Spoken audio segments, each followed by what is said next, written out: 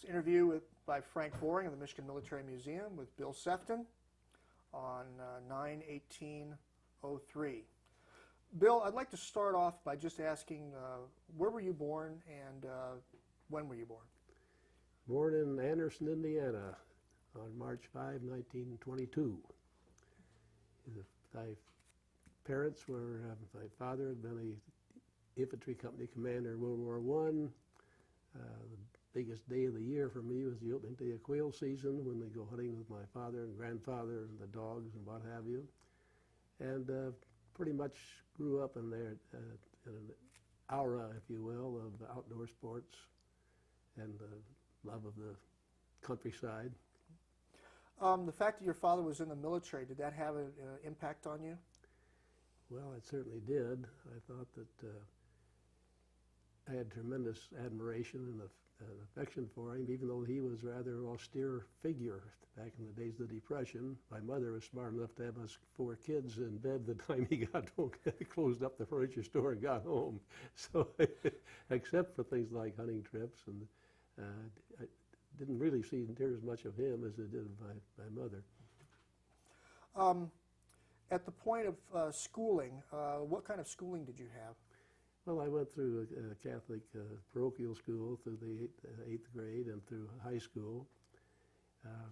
And then after the war, after school, I didn't have enough money to go to college right away, so I worked a year, and then I started taking classes at Ball State Teachers College in Muncie, Indiana, 30 miles away, driving over. And at that time, I was working 7 nights a week in Delcarimi doing defense work, so I'd go to work at 11, get off at 7, drive down to Muncie and take 3 classes. I took English, chemistry, and typing, English, and chemistry, because those are the 3 I could get in a row. So at this particular point in time, was there any intention of getting involved with the military at all? Well, actually, I had when the National Guard was mobilized, they formed an Indiana State Guard, which is really a militia. And my father was a company commander, and a close buddy and I, of course, we both joined. And my dad said, one thing, you're welcome to come in, son, but you got to realize one thing, I can never promote you. About a year later, his executive officer said, Pete, he's the best drill instructor and Bayonet instructor we got. You got to promote him. So he did promote me to corporal. But that did turn out to be a tremendous advantage that I actually got in the Army. Mm-hmm. Well, let's talk about that part. I mean, how did you actually get into the Army? Well, the war broke out, and I was determined to go. And my parents, at that time, you had to be 21 to join without your parents' consent.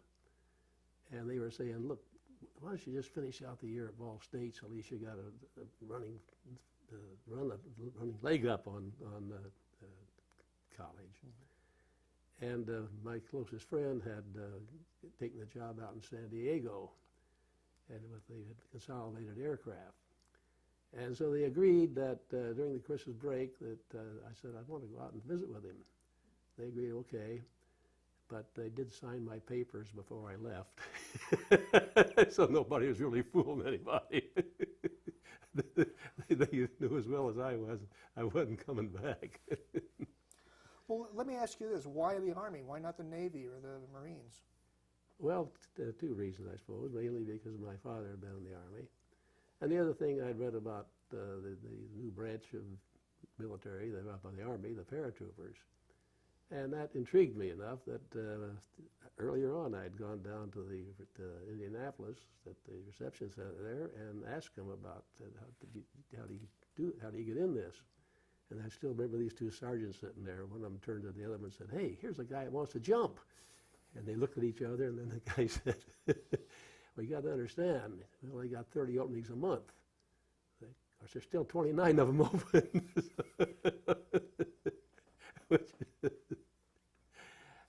But anyhow, I guess the main reason was I knew that my dad had admired that he had been commanding an infantry company in the trenches, and I figured if you get in the paratroops, you're probably going to get in the fight and not be shunted off to something else. And that was the main reason I joined. Well, what did you know about paratroopers at that time? Only what the Army is putting out, that you had to be able to fight independently on your own at night, et cetera, and you had to be highly trained, and that was, they polished it up pretty good. Yeah, but Bill, I guess what leads me to is that here's this sergeant telling that there's 29 out of 30 openings, okay, and they're telling you about at night and all this kind of stuff. I mean, this appealed to you, or this is something you Well, it appealed very much to me. I wanted to be at least as good as my dad was. And I figured that was one way that I could do it. There could be no doubt that at least I tried. So you arrive in San Diego, is that right? Yep, I got to San Diego. Okay, so what happens when you arrive in San Diego? Well, I went out to the recruiting office and enlisted. And they sent me out to Fort Rosecrans, which is a coast artillery post. And they started giving me these physicals. And I had, as it turned out, what I didn't know about at the time was called a low threshold. With a low threshold, I could drink a chocolate malted and flunk any urine analysis in the world. And I've been drinking a lot of chocolate malted. And you said your sample is 4 plus sugar, but we'll give you 4 more shots. So I started drinking water and eating nothing sweet. And by the time I got to the 4th one, not a trace of sugar. But I drank so much water, the specific gravity was too low. And in the 5th, just a trace of sugar showed up, and they said, sorry, we can't use you. I said, well, you're losing a damn good man to Arizona. And I hitchhiked to Tucson. When the recruiting office of Susan opened up, the physical consisted of counting my eyes, listening to me breathe, and saying, raise your right hand.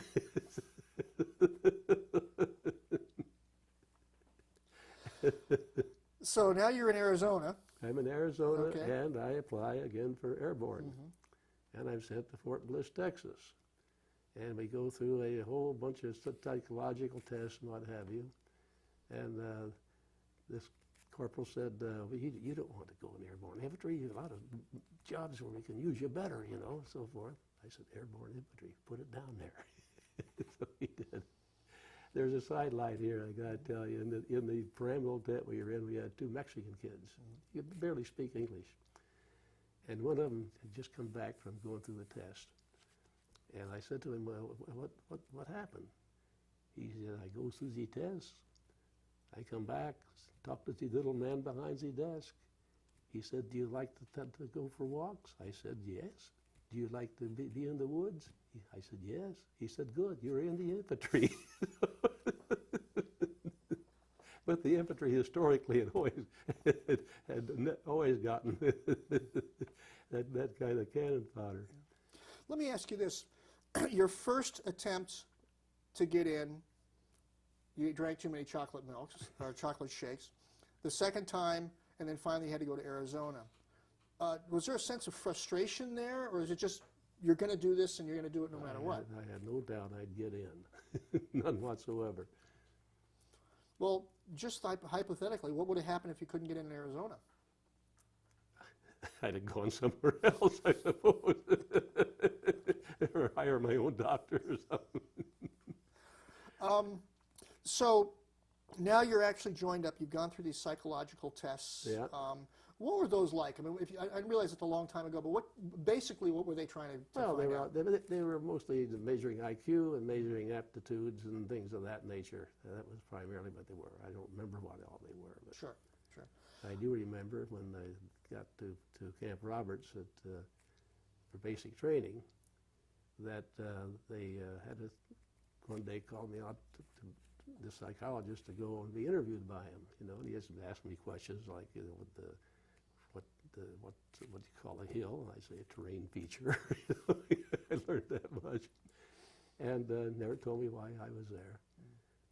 And the next day they called the platoon idiot. So I gathered that apparently I had a high IQ, And they were doing so whatever the reason for it was, I don't know. I just know they called me, and then the next day or two they called him, and that was all they ever called out of our platoon. So let's talk about, first of all, basic training. Yep. But I want you to also give us a sense of what it looked like, the area, this Camp Robinson, you said? Camp Robinson, California. Okay. When I first got there, the vast drill field was covered with vehicles, primarily because they were still afraid of Japanese air attacks, landings. And the cadre were all formed into task forces if they had to fight. But that didn't last very long. It wasn't very long after that we were using it just for a drill field. But that was out in near San Luis Obispo. It was dry, pretty much desert country. Your lips would split, Chapin split, because we started in February, and we're there through through April. What were your billings like of your billing team? They were World War II vintage barracks. All built. The whole camp was built. They sort of never had that capacity before. They had artillery and infantry there. So yeah, just so those of us that don't necessarily understand, you're not technically in the paratroopers yet, right? Oh no. Okay. All right. Let's take a short break. Is any of the that's not showing up? All right, tape's on. Okay. What was the daily routine of basic training? Well, the daily routine was the basic rudiments of infantry. I mean, you went from close order drill, you went into weapons training with all the weapons that the infantry had at that time, and then you had never really maneuvers, really, but you had tactical exercises. But basically, their job was in that 13 weeks to prepare you for going on to unit training and everything else. So it was nothing like going through Marine boot camp, but it was rigorous. It kept you very busy, and it was very interesting. Yeah, I was just going to ask you. You want to be a paratrooper. Yep. And you have to get through basic training even to get to that point. Oh yes, indeed. So, did you feel? I guess what I'm trying to get across, what I'm trying to get from you is, you're in a group with a whole bunch of people who don't know really where they're going to go, including yourself. You may not make it to paratroopers. You may end up in somewhere else. Were there other people there that specifically knew what they wanted, like you did? Oddly enough, the whole 3rd Platoon of our training company, almost the whole, were all guys that had asked for airborne. So they were all gung-ho to go. They were not every man, but I would say at least 75% of them were. They were there for that reason. They wanted to go airborne. And they're mostly from the Southwest. Of course, I had enlisted in the Southwest.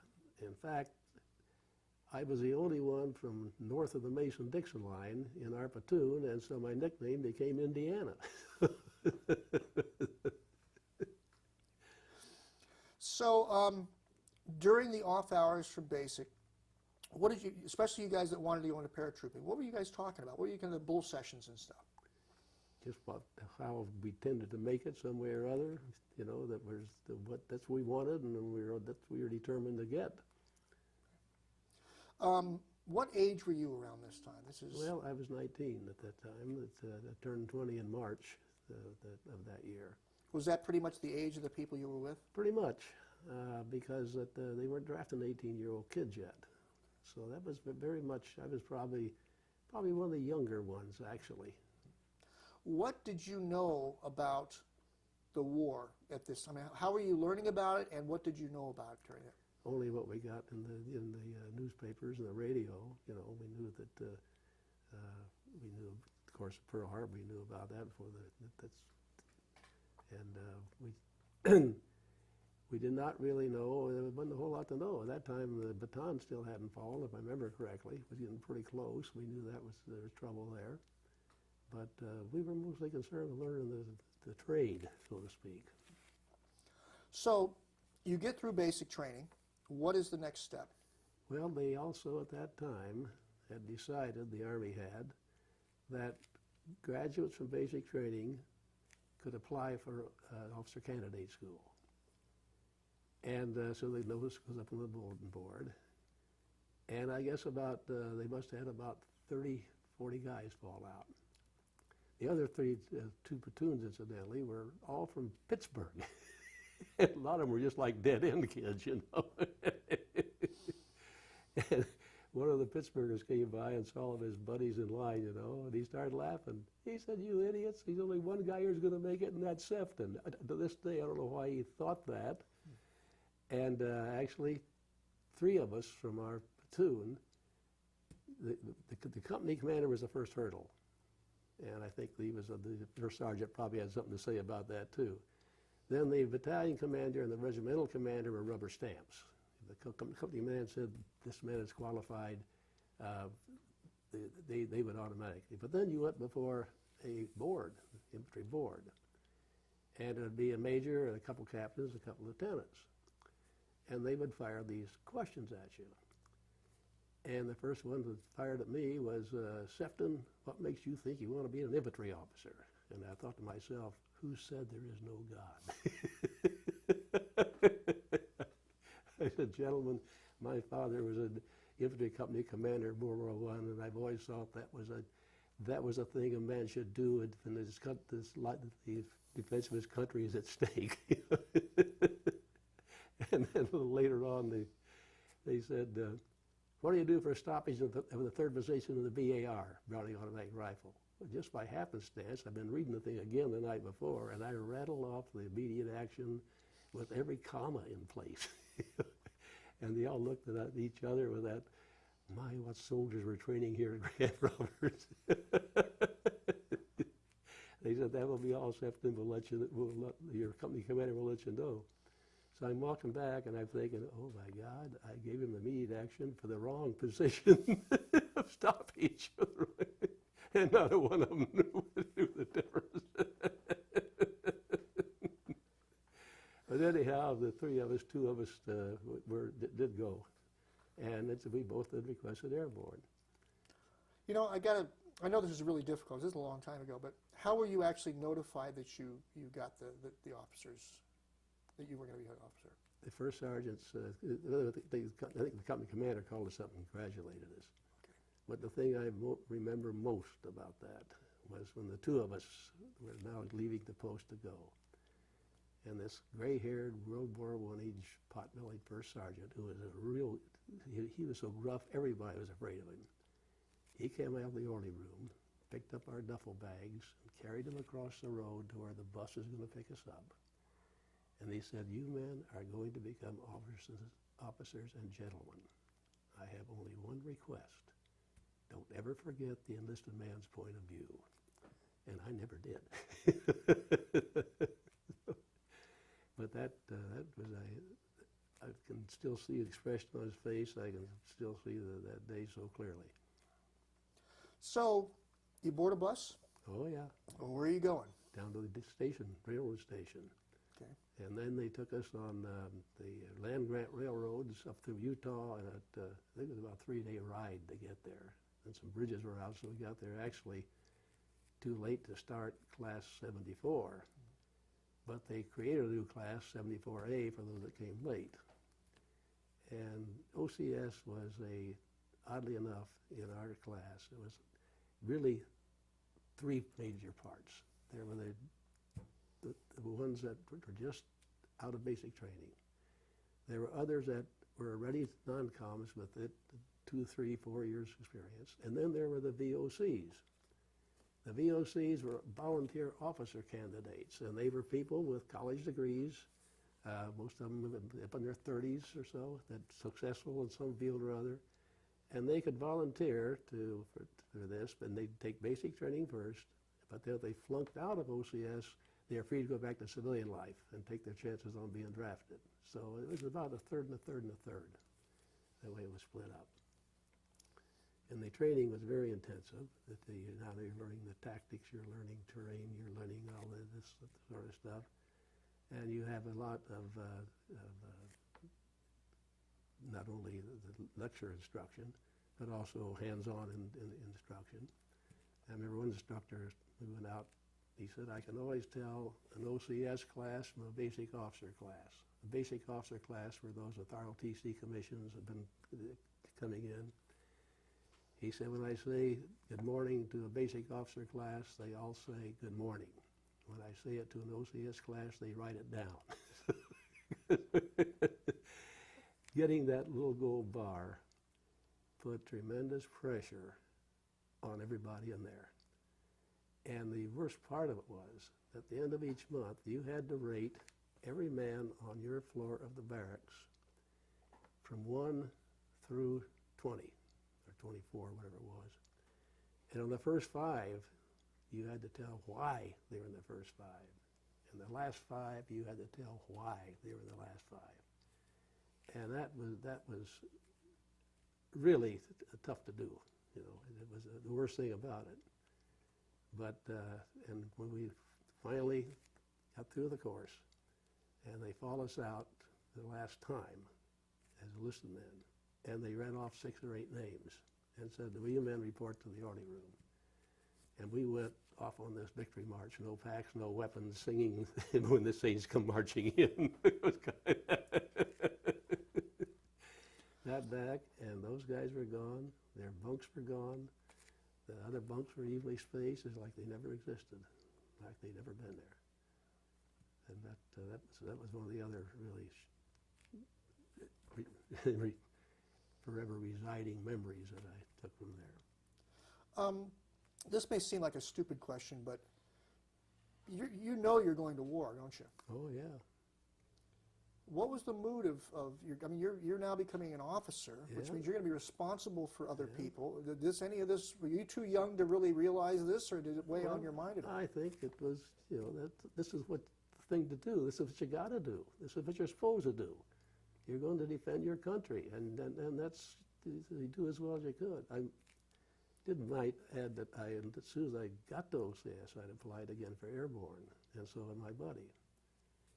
The cadre company commander went on leave, and neither applications were forwarded. I ended up guarding the locks at Sault-Ste-Marie with the 131st Infantry Regiment with barrage balloons and aircraft weapons. And he said to an infantry outfit, we never saw each other again. Of course, as soon as I got to Sault-Ste-Marie, I put in my application for Airborne again. Within a month, about 2 months, it came through, and I was on my way to Toccoa, Georgia, to join the 501. Was there any knowledge of where you were going, or like you said, to join the 501? Did you really know what that meant, or you just sort of went and then you found out? Well, I mean, it was a parachute unit. Okay. I knew we were going to go to parachute school eventually, and that the paratroopers are going to be highly trained infantry, and they're in all probability going to be used. So you're on your way there now, and you travel by what, train? Or? Train, yeah. Okay. I had a 10-day delay en route, which happened to coincide with Christmas time, and it went right through my hometown. So, and my father's already overseas, so my mother's delighted to see me. But just before we're going to take a short little break here, but tell us about that. I mean, that must have been an amazing moment, coming back for Christmas, and you're now an officer, and your dad greets you, and... Oh, he wasn't there. He was already, he was on the way, I think he was overseas or on his way to North Africa. Yeah, just my mother and my brother and my sisters were there. That must have been a high point for you. Oh, it was. It was great just to be there, you know. But then 10 days were up pretty quick. I was on my way to 501 in Camp Toccoa, Georgia. Let's take a short break here. Did you need to take a break? All right. It's rolling. Okay. That's really good, too. Let us, in as much detail as possible, describe your arrival at what has been something you've worked so hard to do, coming to parachute school. Well, as I recall, I got there and immediately interviewed by the regimental commander and assigned to Easy Company. And that night I was going to go to the shower, and I had my towel on my shoulder, and it was already not quite dark, but awful close. And the regimental guy came by and said, "Hello, Sefton." That guy had that kind of a memory for names. Now, I was not the only officer to come in that day. They were streaming in. And that really impressed me that he was paying that much attention to the people he got and where he was assigning them. Well, actually, I'd only been in E Company one day when they switched me to F. They were filling these companies up with draftees. And this Colonel Johnson, the regimental commander, had this policy. They got off the troop train. They were marched down to the mock tower, which is a structure 40 feet high that you got up and you put on a parachute harness and you jumped out the door, and you had you held by a cable, so you only dropped about 20 of those feet. Then you went sliding down this long cable on the thing. It was a lot of fun, actually. Anybody that did not jump got right back on the troop train, right then and there. And I remember we had one first lieutenant that he looked like a very experienced first lieutenant. His face was hard. This guy had been through a lot. He could not make himself jump out of that tower, and he was shipped out immediately. That was, and yet it was, it was. In fact, there's an old story about that's supposedly true. It's probably not, but they got this new recruit in on a Sunday. Said, "What did you have to do? You have to jump out of that 40-foot tower over there." The guy went over and said, "Well, hell, I can do that." So he jumped. No shoot. He broke his leg. You didn't have to be all that bright to be a paratrooper.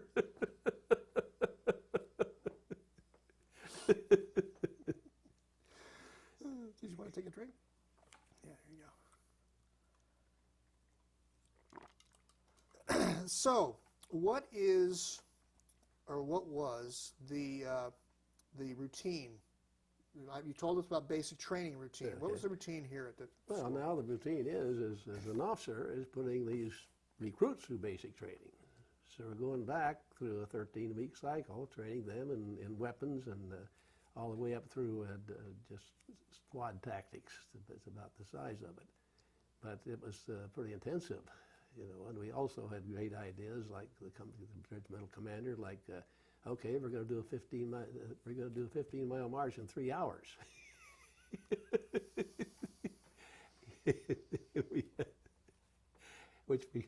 They had jeeps parked alongside, passing out chocolate bars as we were double timing by them, And the thing I remember about it was the battalion headquarters, S3 and/or commander, got us lost. At the end of that 3 hours, we were still 12 miles from camp.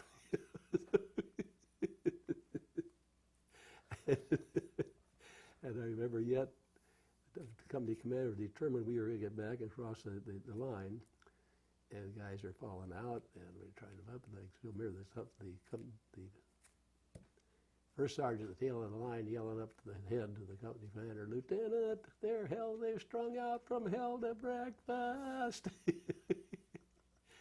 And I was already carrying 2 men's weapons, besides my own, and this one guy, all he had was a carbine, and he was dragging, and I said, "Soldier, if you can't keep up, give me your weapon." He just handed it to me.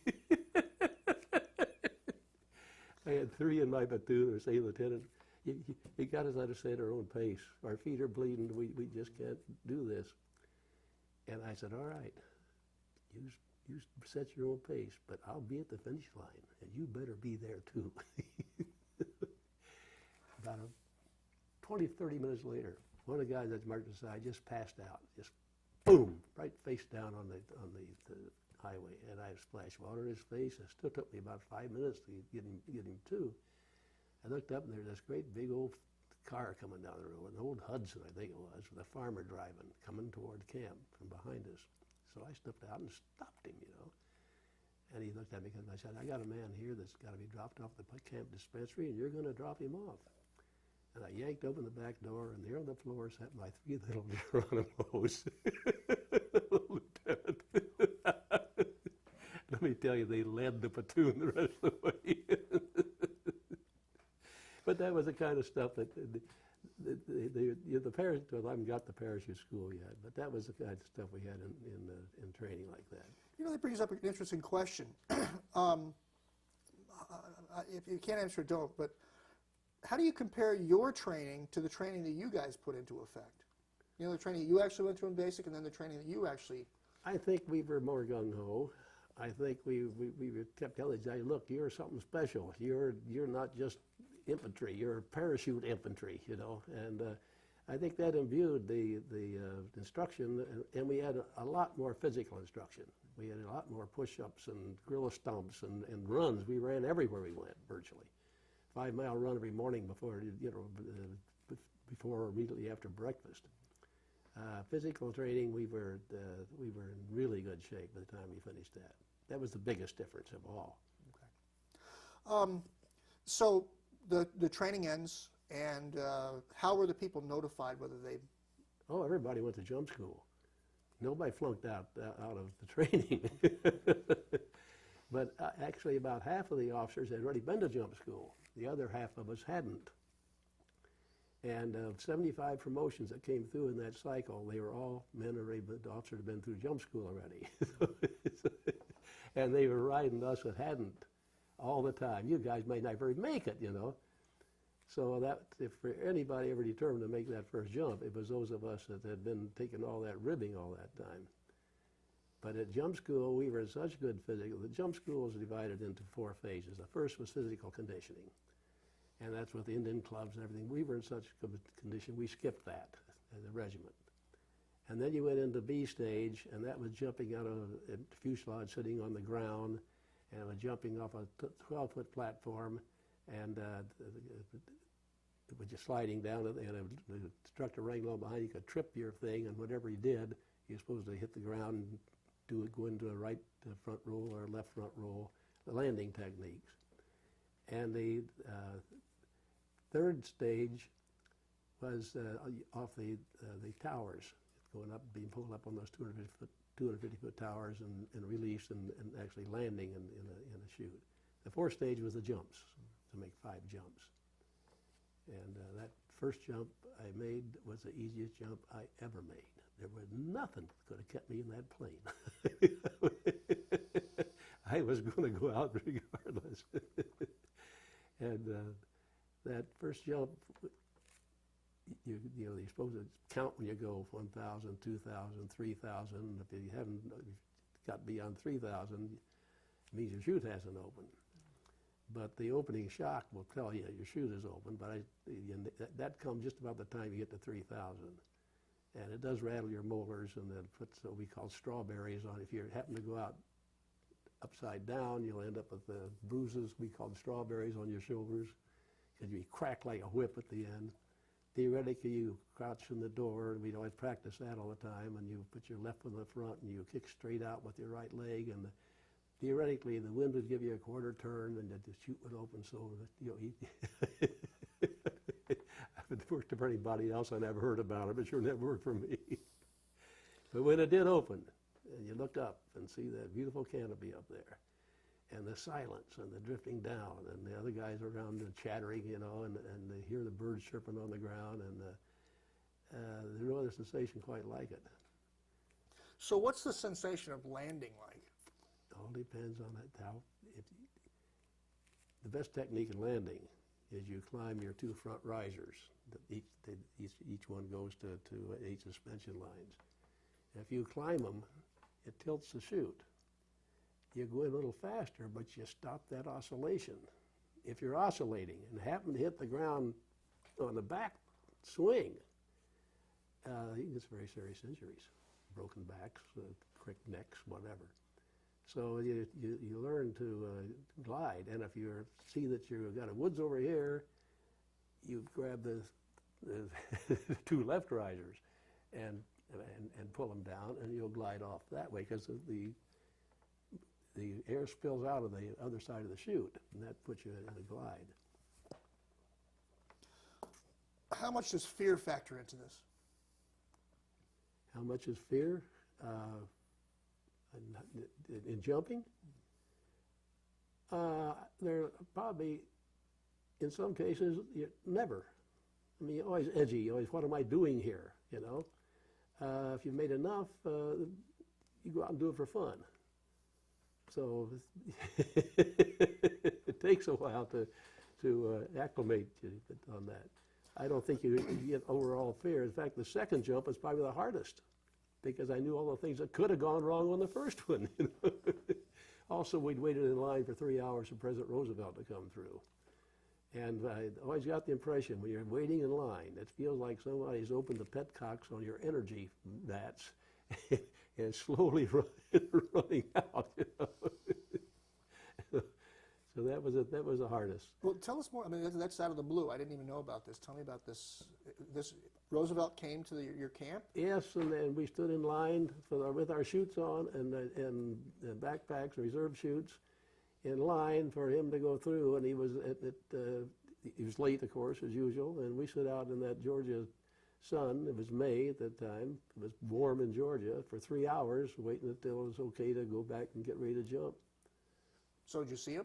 Oh yeah, we saw a guy sitting in a car going by. Had to be him.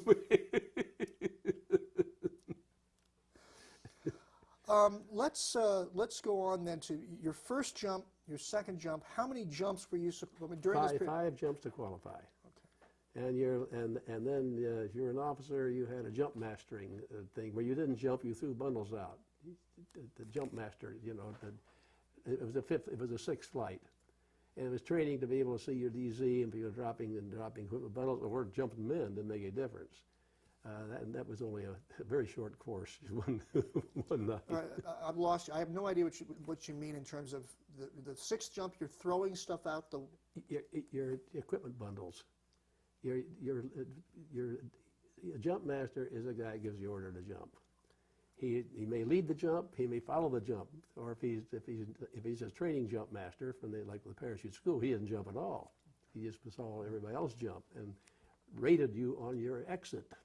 He could do that too. If a man had a weak exit, all of a sudden he isn't going to graduate. But the jump master is the guy that calls the shots of when to go and what have you. Okay. And that was training for officers.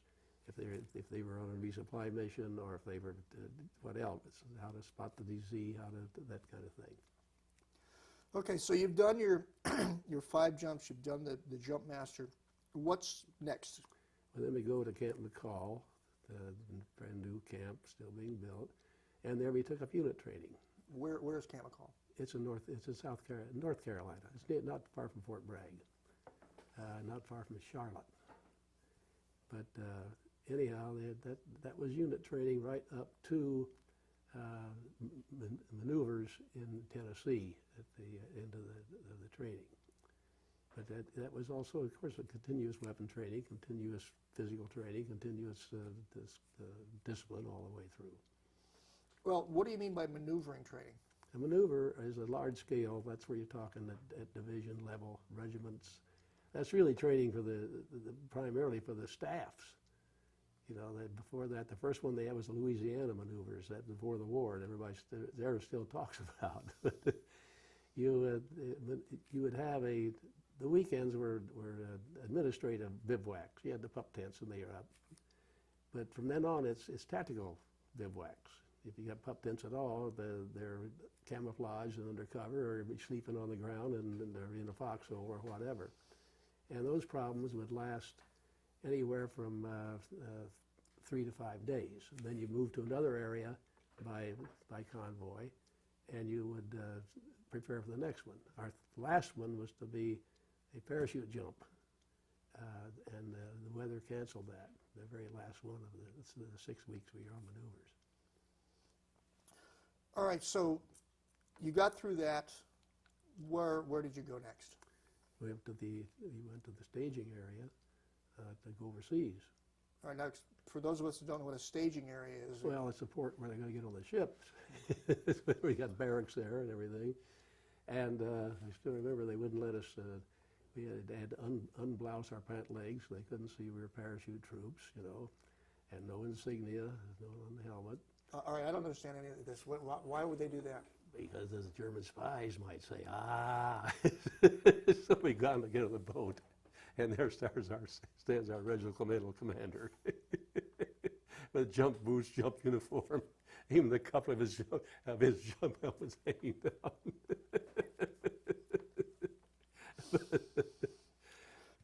this point, Bill, were you aware of where you were going? We knew we were going to England. Okay. We knew that, yes. Well, how were you told, or just explain to us what? Well, the first place was on the East Coast. It was the first clue.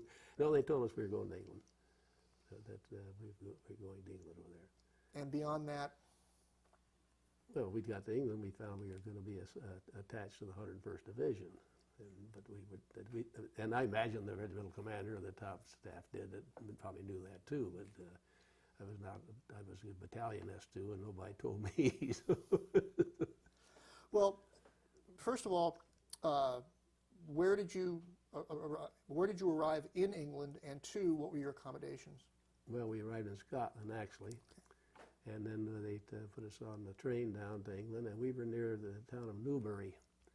It was actually called Craven Estate, Lady Craven, and is known as Hampstead Marshall, which has now incidentally been turned into Hampstead Park. And yesterday, if I hear it right, they unveiled a monument to the 501. That some guy up there had become interested, and he's going to be sending me pictures of it that I'll use in our regimental newsletter. So is this what I'm envisioning to be like a English estate, a manor kind of thing? Yeah, but we lived in tents. Oh, okay. And got in trouble for poaching trout with grenades. And my S2 section never did get caught for shooting pheasants out of the roosting trees with darts at night. So beyond the training, there was a few extracurricular activities that were going on for... Well, that brings up a good point. What were you, besides the stuff you could get at night and through the streams, what were you eating? What kind of food were you eating?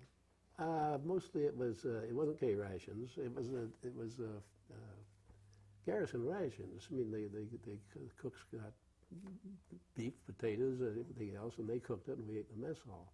So it wasn't like canned food. It was actually like a buffet type. They'd slop stuff onto a tray. Yeah, you had to go through the line, and they'd splatter the peaches on the top of the gravy potatoes or whatever. So what was the mood of your group, knowing that you were pretty close to putting this training into action pretty soon? I'd say very upbeat, very upbeat. There was a lot of kidding around, but this is what we've been training for 2 years. This is what we had,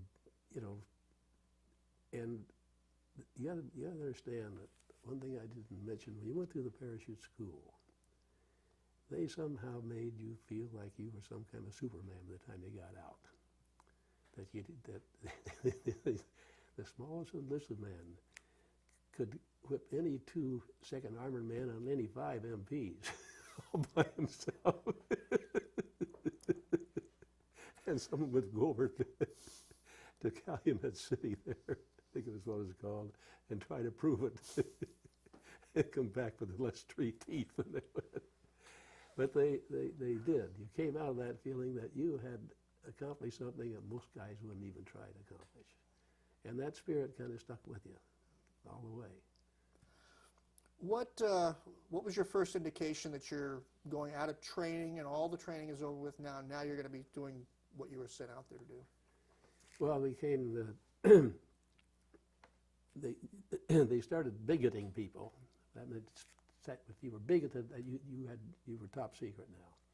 That filtered down from Eisenhower's staff, which started back in about 43 early, down to we got the battalion level, where I was bigoted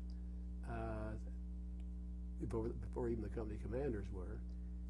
That was so I could take the aerial photograph maps and start teaching my S2 crew without saying where it is. I see this barn here, we got to know if there's that's being held, we got all this thing.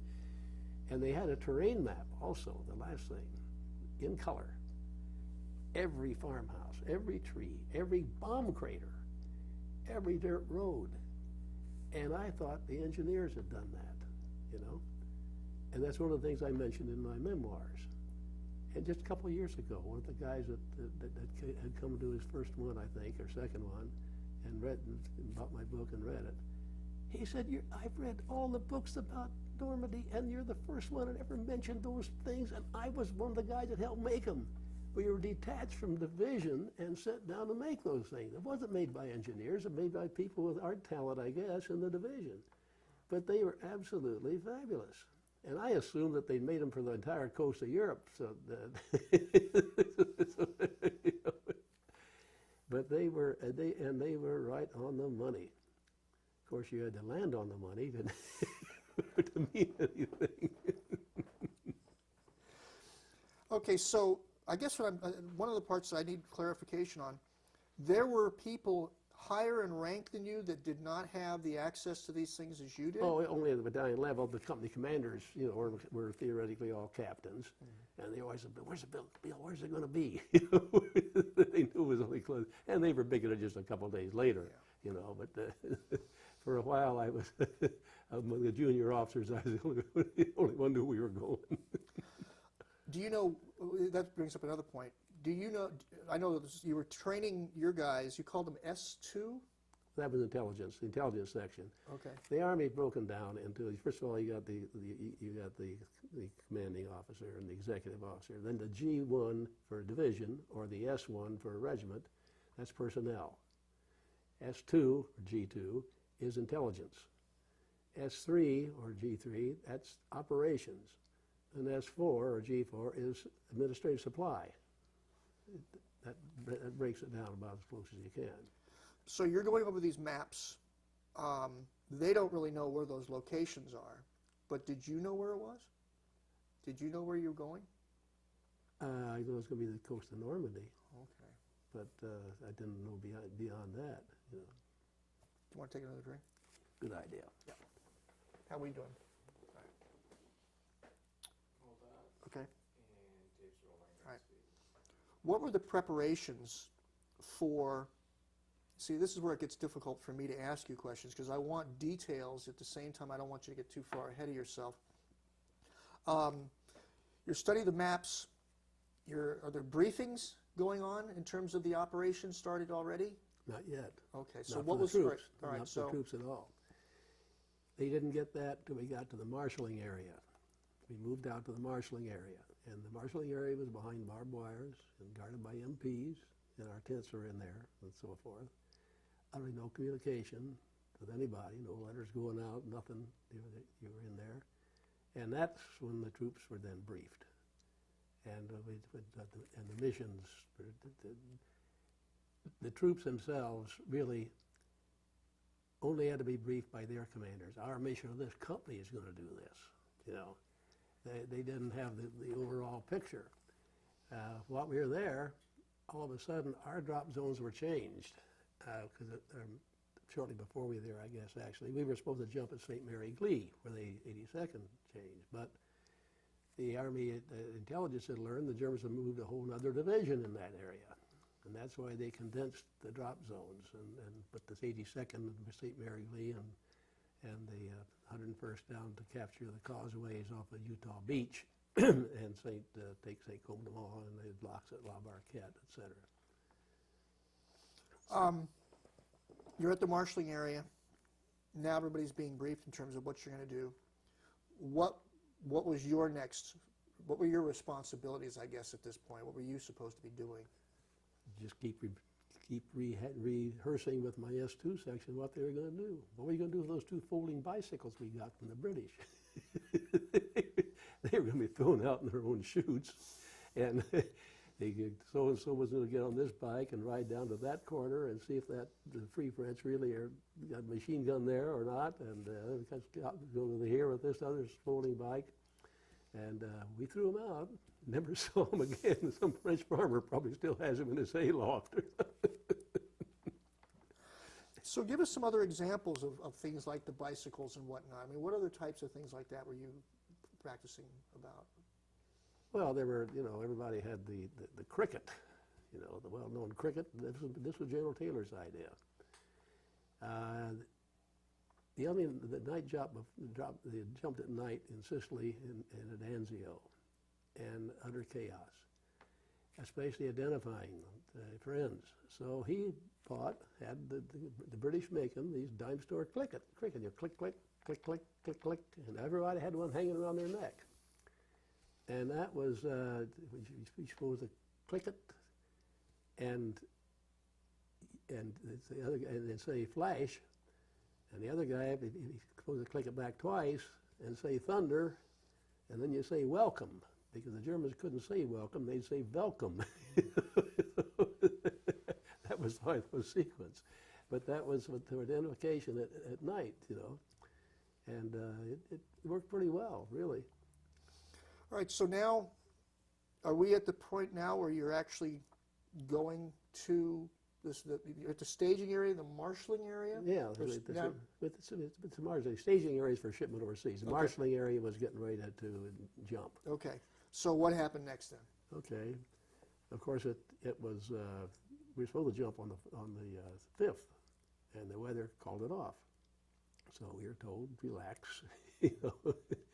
And the next day we went through again, and we got the word it was going to be on, and we were blackening our faces with burned cork or whatever, and getting all of our gear on, and we, you know, you start out weighing about 150 pounds more than you did trying to get all that on. Well, that's what I want to get into. Tell us about the gear. All right. First place, let's go from head to toe. Okay. You got your steel pot helmet with a liner, and sometimes you have a first aid pouch tied to it or not. You had your main chute on your back. You had a musette bag which you flipped over and let it hang below the reserve chute. Your musette bag is all full of the extra odds and ends, the clothing and what have you.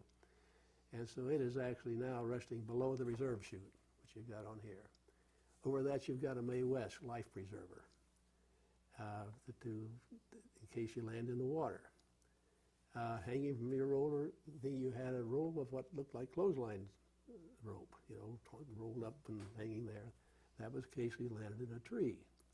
In a little pocket up here, you had a jump knife, the first switchblade knife. That's what you could cut yourself free. Working on down, you had your belt on, and you had a canteen, and you had a trench knife, a trenching tool, and you had ammunition, and you had, if you're an officer, you had binoculars. Some guys had wire cutters, and ammunition pouches, and a D ration, which is a sealed chocolate, kind of chocolate dating back to World War I, to be opened only under order of an officer, supposedly. In your side pockets, you had 3K rations and a Hawkins landmine, which is about like a small cigar box, and 3 grenades. And you had bandoliers of information, ammunition hung on you, according to what your weapon was. And if you carried an M1 rifle, it was broken down into 3 components and put in what they called a Griswold container, which is a flat canvas bag that you stuck through your webbing. And the only problem that was you stuck it through at an angle, and when the opening shock opened, it squared up under your chin, and if your knees hit the ground, you could lose teeth, and so not everybody used them after that. Then the crew served weapons, they had like the machine gun. They had a leg bag that was attached with like a 20-foot rope, so if the guy would release it before he hit the ground, then that weight would be taken off before he hit the ground. You also, of course, had equipment bundles. You had them under the plane, you had them inside the plane, and the ones under the plane were supposedly tripped by the pilot. He released those. But you were really waddled out to the airport, and a lot of guys had to be helped into the plane. You just couldn't climb those steps with that much weight on, depending on what their job was. Especially the guys got the SR-3 radio, you know. So we actually marched out about, a quarter to half a mile from the tents to the airfield. And these planes with their black and white stripes are dispersed all around it. And you knew what your number was and what stick you were. And when you got near the airfield, you start breaking off into these sticks, going around the 18 men that it's going to be in the plane. And at one point, that road dipped just enough, and the battalion ahead of us was already splitting off to the north plains. And that entire airfield was full of mustard weed in bloom, just pure gold.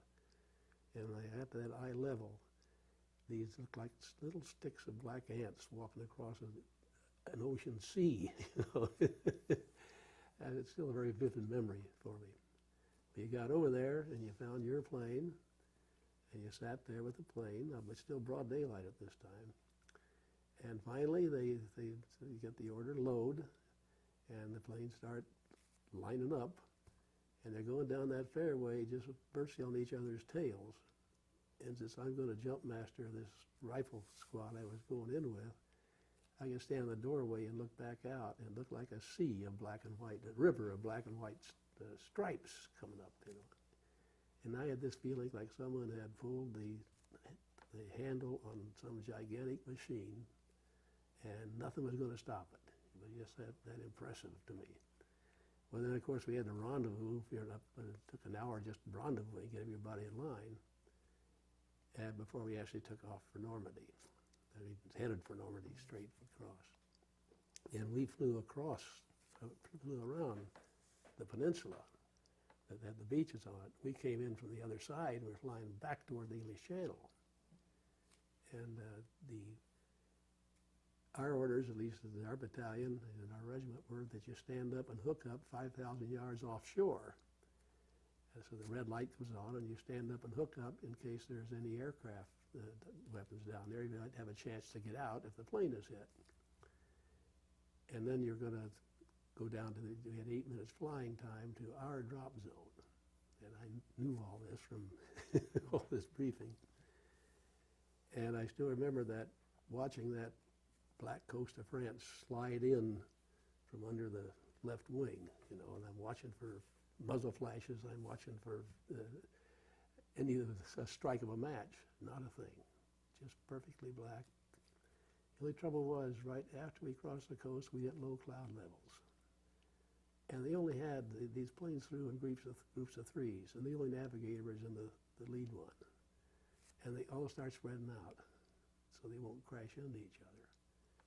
And by the time they came out, someone couldn't even see another plane. And so they were virtually on their own. Of course, you got to remember, they were as green as we were. And this was their first combat mission, too. We were flying down the Douve River, and I'm looking out the door of the plane, and I could see fires burning on the ground. And I yelled to the troops. Now, they've been standing up now for, you know, the better part of 10 minutes. And I yelled, we're in great shape. The Air Corps bombed the hell out of things. I said, there's all kinds of houses burning down ahead.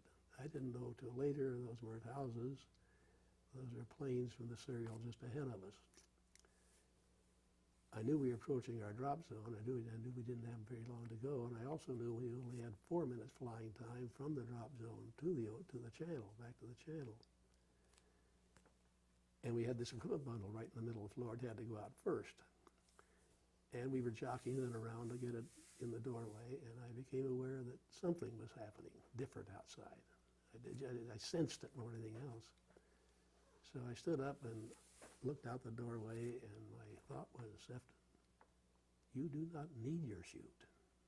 You can walk down any one of these streams. A tracer's coming up your head. It looked like the 4th of July out there. And I instinctively ducked aside from the door and immediately realized it was a bad troop leader move, because the guys are starting to crouch, and if they crouch, they're going to start pulling the static lines, which are laced across their back, held by rubber bands, off. So I stood in the doorway and looked out again like I knew what I was doing and yelled, it's okay, they can't hit us. Right at that point, a burst of what I assume was either 20 millimeter, or it sounded too big to be 50 caliber. It sounded like somebody pounding on the plane with a sledgehammer. Went through. And now I'm looking for the green light, you know. I can see our drop zone flowing by, you know, going this way. I recognize it. I was on the crossroads. I saw the barns I studied. And I still got a red light. And finally, I start seeing these dark puffs in the air beside me, and I realize that everybody else is jumping in their camouflage chutes. And so I yelled, "Let's go," and we shoved the equipment bundle. It got halfway out the door, and it caught the slipstream, and it jammed. Now, I don't know how long it took to get out. It might have taken all of 3 seconds. It only seemed like a quarter hour. We got it out, and the first 5 men went out of there practically riding each other's backs. They were so desperate to get out of that plane. Just brrrt, 5 of them were gone. Number 6 man, the plane yawed wildly. It was starting to do that. He had his carbine stuck through his webbing, and he fell against the door, and the barrel of the carbine broke through the paper tape that separated the 2 thicknesses, and he was hung up. I don't think he was hung up for more than a split second. They piled up behind him, and he was gone like somebody squeezed a grape. He was out of there. And the number 12 man was just approaching now, and the plane turned up on his left wing. And he didn't have to jump. It threw him out. Time he got there, it was up on his left wing, and he was gone. And the others were thrown, the following 4 men were thrown off their feet. And at that split instant, looking down, I see the moon reflecting in water, and I can see what I took to be whitecaps, waves. The plane rolled back up again, and it's really going. They were supposed to slow down in miles an hour. This guy couldn't have got half a mile more out of that plane. And I tried to stop the next 4 guys, stop or over the ocean. I don't think they knew I was there. I bounced off the door to the head 4 times. And all of a sudden, that's the emptiest cabin I ever saw on a plane. Even the crew chief was gone. I don't know what happened to him. He'd been right there helping us put the equipment bundle out. And so I thought briefly of going up and tapping the pilot on the shoulder and say, "Mac, do you mind making one more pass to the field? Because I didn't have a chance to jump." The way that plane was flying, if he was alive or not wounded. We had been told that you could stand the landing in the channel for 4 hours before hypothermia really got real testy. And I had this May West. And the other thing they told us, whatever happens, do not come back unwounded on the plane. And so, and I'm thinking of my father in Italy, but and I'm thinking of the family, and I'm not about to go back and be court-martialed. I don't think they really would have been a firing squad, but it sure would have meant imprisonment. So I stood in the door, not like I was supposed to, not crouched, just like a pine log, and fell out. I did have a battle cry. It was supposed to be Bill Lee. That was General Bill Lee. We were supposed to yell that instead of Geronimo. I didn't yell Bill Lee. I yelled a full-throated expletive. At the same time, I felt the opening shock, and I no more than looked up, which you always do to make sure it's open, and I hit soft ground. I thought, my God, I'm on a channel in the island. What had actually happened was they had taken aerial photos 24 hours before of that entire area, and not a single photo interpreter realized he was looking at what was in effect an 18-mile-long lake. The Krauts had closed the docks on the Withdrew River and allowed it, actually it opened them and let the tide come in and then closed them. And the Dew River was way out of its banks, and all across this bottomland was water and tall grasses sticking up that waved in the wind like wave tops, and that's what I had seen. I later figured out I landed just about a mile behind Utah Beach and hit the ground and found that it almost impossible, it seemed like, getting out of that chute because all that weight and that speed at which we jumped had tightened the straps so much. You couldn't get at them with your thumbs. We didn't have the quick release chutes we had when we jumped in Holland. Just slap a thing like that and you're out. And so I'm cutting my way out, and this one kid comes running up and skids to the stop. I remember he had no helmet, no weapon, and he said, "Are you all right?" And I said, "Yeah, I'm all right." He took off running again. I never knew where he went, or he's still running across Europe. Another kid's about 20 feet from me, and he can't get out of his, so I went over and started cutting him out and identified myself, Lieutenant Sefton. He said, "Well, what's your plan?" I said, "Follow me." We went about another maybe 50 yards and found 3 guys that had gotten out of their chutes trying to cross a deep ditch. same thing I did, we clicking the clickers at each other, you know, and I did to myself, Lieutenant Sefton, what's your plan? It took me 3 hours to get from there to the assembly house. And in that field, they didn't have hedgerows, they had ditches.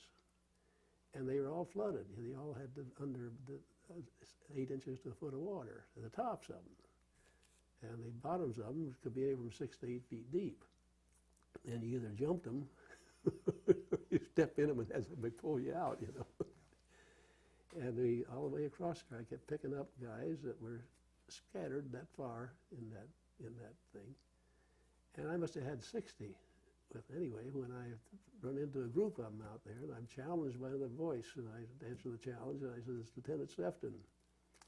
Well, that's our regimental plans and operations officer. And he had a question. Sefton, what's your plan?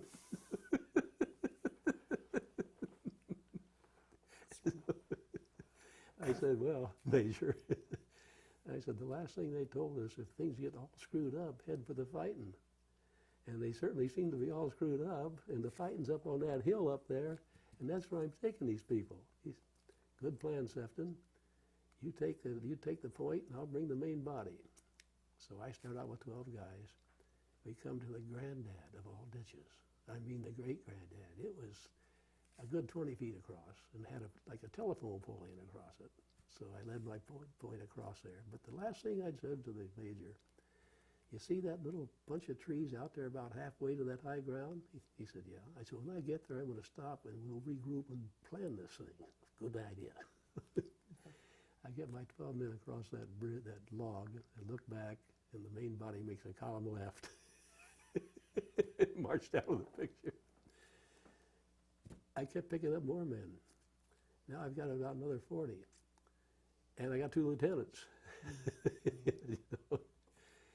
And we're getting pretty close now. There's no more sound distance between the time you can see the tracers and hear the guns go off. Let me just backtrack just for a second. I'm going to take a glass of water, too. Yeah. Were any of the guys that you picked up ones that were actually in your plane when you jumped? I am assuming that some of them might have been. I didn't know the men. They were a rifle squad from Dog Company. And our regiment, our division, battalion commander had split his staff up so they wouldn't all go down the same plane. Mm-hmm. So that's why I didn't really know any of them by name. But I'm assuming that since I went back in the direction we'd come, that some of them, as I rolled up, had been in that, but couldn't have been all of them. There's others that also led that far afield. Sure. How are we doing? Great.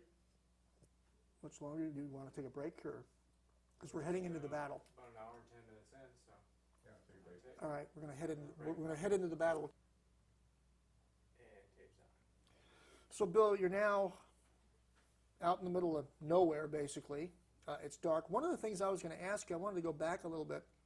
You had mentioned about your training in jumping out of an airplane as a parachutist. I don't mean the jumping from a static tower, but I mean actually from the airplane.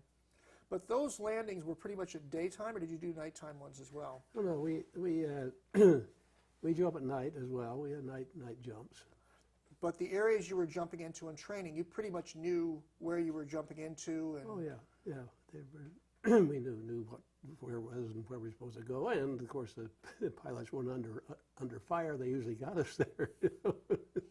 But when you jumped out at D-Day, that wasn't the same thing. So I guess what I was going to ask you is, one of the things we didn't cover was when you landed. Where did you land, and what actually happened immediately? You talk about it in the book, but you didn't mention it this time. Well, I mentioned that the first place, trying to get out of my chute, and I landed right beside a French house, a farmhouse, right beside it. And it was soft ground. It was not flooded there. And I figured later it was about a mile behind Utah Beach. George Koskomaki, who's written 3 books, he was General Taylor's radio operator. He'd gone back and he says, Bill, I can't find that house. And I thought later, the heavy bombers, just an hour before dawn, they're supposed to fly right along the beaches and blast a lot of craters for the guys to use for protection. They were actually a mile behind, so maybe that house wasn't there anymore. Right. That could well have been. But I understand, though, that you also had an encounter with a non-human. Oh, well, that's good. I forgot to lift that out. While I was cutting myself out of my chute, Mary had just hit the ground now, and I could hear hobnail boots pounding the ground, and out of the corner of my eye, I could see moonlight shining on bayonets. And I'm clawing for my equipment and couldn't get it. In fact, I had my father's World War I 45s, but I had wired it down with baling wire so it wouldn't lose it on the jump. And finally, I rolled over to see who was going to kill me or capture me, and this herd of cows skidded to a halt with the nose of the first one about so far from my face, and their hooves were the hobnail boots, and the bayonets were their horns the moon was shining on. And the cow got away before I could kiss her, but she did say moo. Yeah, and they went, that was not an uncommon occurrence. I remember our regimental surgeon, he landed a field with cows, and he just walked along with them since he figured that there wouldn't be any landmines, and he wouldn't have them in the field with cows, you know. Okay, we're now, you've gathered together all these groups of people. They're all coming together under, not necessarily under your voluntary leadership, but they keep asking you the same question over and over again. But they were very content to follow. Yeah. One thing each officer had been issued was a big round luminous button to theoretically stick in his collar so the troops could follow him. As far as I know, I may have been the only officer in the division to actually use one of those suckers. But I had gathered again about 40 men and 2 officers, and we were getting real close now. And I said, let's have a council of war. So we sat down, and I set one man out in front, and one man to the right, and one to the right, left, and one to the right, and one behind to challenge anybody. And I said, here's what we're going to do. I'm going to take the point. I'm going to take 12 guys, and 2 scouts, and 10 others, and I'm going to move out in front, and you guys split the rest of the group between you, and you follow, and if I hit something I can't go through, you flank it, and you flank it real quick. Okay. So I've got to go to a flash forward now because it's such a good story. We made the plan. I said, okay, move out. And I said, pick up the guards out there. And let's go. And now we're back in England. And there's some lightly wounded men coming back from the hospitals. And I'm down there just watching them de-truck, you know. And all of a sudden there's this little guy standing beside me, red-faced. He says, Lieutenant, do you remember me on D-Day night? I said, sorry, Trooper, I don't have the foggiest recollection of you on D-Day night. He said, well, you damn well should have. You put me behind a bush. You left me there all night. And he had every right to be ticked off. But that, in combat, you can give an order. That to me is going to be fulfilled, ever. Anyhow, we got really pretty close. So Well, I'm going to stop you there because I know this, once again, this is going to sound like a stupid question, but you keep saying that really close or we're getting close. How did you actually know that you're getting close? You knew it by you could see the flashes, so then you could see the tracers, you could see the flashes of grenades going off. And when we first hit the ground, you'd see them, and X seconds later, 20, whatever, you'd hear the sound. And so you knew we're close yet. But by this time, the tracers were like going overhead, and the firefight was actually just a matter of maybe 100 yards ahead or so. And that's when I told my point, the 12 guys, drop your packs, fix your bayonets. We're going to assault this. And just starting to move out, and I ran across a guy on the ground. It was my S2 section sergeant. We called him Pop Dornick because he was 29 years old, and he's giggling.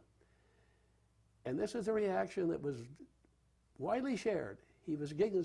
They tried to kill me. They tried to kill old Pop. And it was a sensation that, and I felt the same thing when I looked at the tracers. There are guys down there I haven't even been introduced to me. They're trying to end my military career, And that was a very common sensation. My God, somebody's trying to kill me. And so but he had bunged up his ankles and couldn't walk. And I said, Pop, I'm going into the assault. Here, you take this carbine and give me your Tommy gun. You know? So he said, well, Colonel Ballard's right over there by that hedgerow. That's our battalion commander. I was about to assault our battalion assembly area. And I had more men than he did when I got there. In fact, at dawn, only 20% of the battalion was assembled. And it was at dawn that he said, Sefton, take a couple of scouts and go see if you can find the 1st Battalion, because they were supposed to share that drop zone with us. It turned out the 1st Battalion was in that serial A that lost so many planes being shot up, but also their pilots had scattered them over a 60-square-mile area. Some of them never did get back, of course. Some got in little groups and managed to get back. A lot were captured. But there's also several cases where pilots did not give the red light, did not give the green light, and dropped their troops in the channel.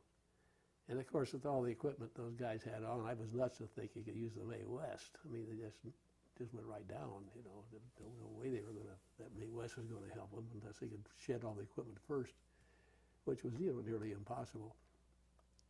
At any rate, Colonel Ballard was there, and I was helping him find more men. And we looked across a hedgerow, and here's a Geronimo. Of course, our regiment was known as that was our regiment was a Geronimo regiment, you know, on our flag. And so, among ourselves, we referred to each other as Geronimos. And here's this one sitting on a big clod of dirt, huge clod, that beside a bomb crater. The clod had blown up out of there, and he's sitting there on this with his rifle across his lap. And by that time, the moon had gotten a little brighter, and the colonel said, what unit, soldier? And he said, D Company. And she said, well, I'm your battalion commander. Come on over here and help us. Sure like to, Colonel, but I got a broken leg. And he's sitting there with his rifle across his lap, you know, waiting for somebody in a cool scuttle helmet to come by so he could shoot him. But that was not only the kind of guys we had, it was the degree to which they'd been trained and the degree in which they'd been instilled with this fervor. Bill, what was without going into a lot of detail, but what was the actual strategy that you were supposed to follow when you actually led? I realize Me personally? Well, you and your group. Well, what was theoretically supposed to happen? Our battalion had two primary missions. One was to seize the town of Saint-Côme-de-Mont. The other was to seize the locks at La Barquette that control that flooding, and a couple of small bridges over the Douve River. Those were our objectives. The regimental commander, just by happenstance, landed on the locks because his plane was late getting out. So the locks were captured right away. In the first place, they weren't defended, so they were pretty easy to capture. But they were under fire from the heights of Carentan across the river. Our battalion was, like I say, supposed to attack Saint-Côme-de-Mont. Well, the first thing that battalion commander wanted to know, where's the 1st Battalion that's supposed to share this place with us? And he said, Sefton, go see if you can find the 1st Battalion. Now, that's been repeated in Night Drop by Slam Marshall, that he sent me to find the regimental commander. No, he hadn't. He was more concerned with who's right here to help us. You know? So I took this patrol, just breaking dawn, and the battalion was the first against the first hedgerow I'd seen, because I had come down from the bottoms and up, and there were hedgerows up in that area. And so I took 4 scouts with me, and there's a long hedgerow coming up from down the bottomland where I'd been. I just had never gotten that far toward it. And so we start down that, and walking along, and all of a sudden bullets are snapping past our helmets from the other direction, and we hit the ground. I'll never forget suddenly realizing, after laying there flat on the ground, like for maybe 10 seconds, I don't know, hey, I'm allowed to shoot back.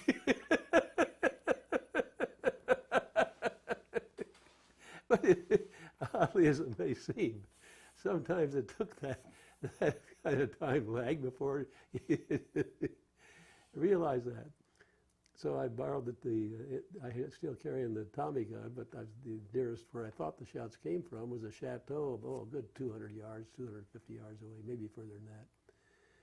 And I saw some looked like stirring in the bushes in front, so I took the rifle, the guy behind me's M1 rifle, and emptied a clip into that. And it might have been chickens, or it might have been anything. The chance of wiping out a machine gun nest at that range, remote as hell, but at least no more were coming from that way. We went down, that hedgerow ended, and just beyond the end, another came from the other side, but did not quite intersect. There was a ditch and a pond where the intersection would have been. And just on the far side of that little pond was what looked like a muskrat's nest, a hump of debris, and a guy laying behind it yelling, "Go back, go back, go back," you know. Well, I was on a mission. Here's a guy that's lost his nerve. I'm not going to worry about that. So I told my first scout, leave the end of our hedgerow, run alongside that pond to where it narrows down, and jump behind the shelter of that hedgerow. So I sent him across, and meanwhile, I guess I'm still shooting at that other thing about that time.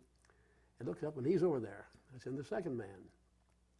And it seemed to take longer, but all of a sudden, now he's over there.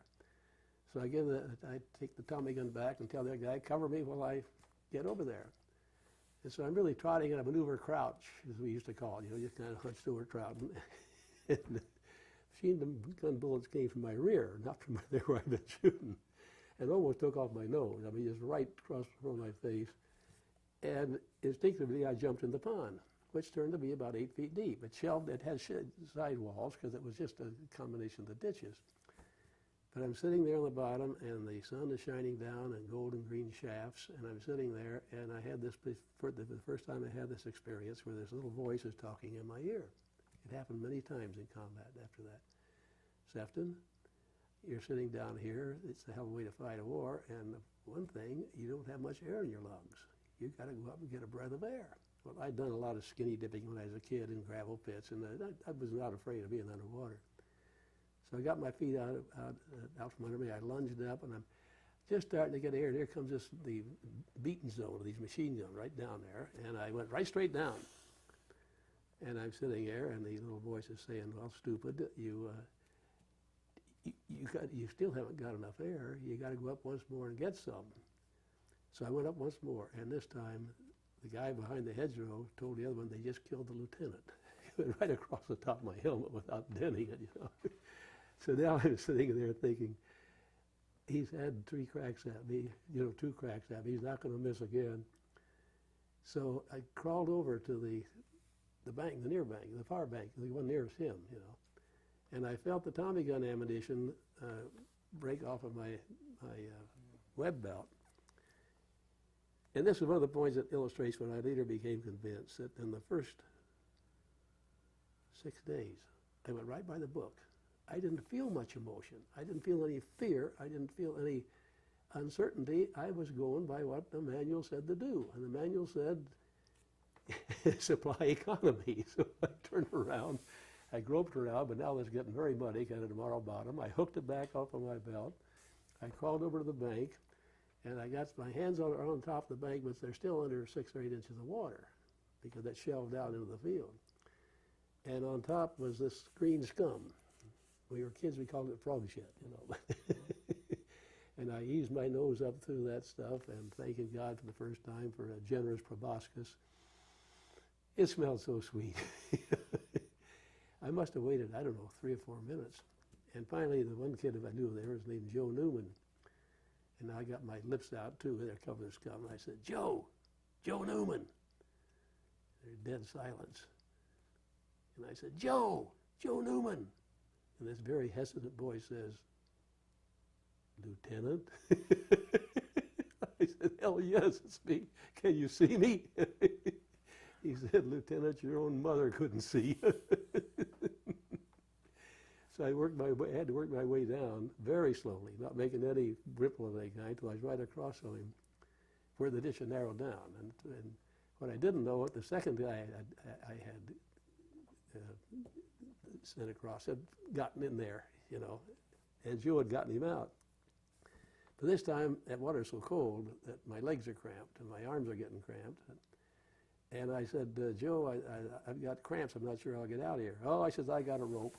And he steps out from behind the hedgerow like it was Sunday afternoon in the park. He tosses the rope across, and I'm trying to catch it underwater. I didn't know that machine gunner see it. And it slipped off my fingers, and he came back and wound it up again. This time he threw it further, and I got it.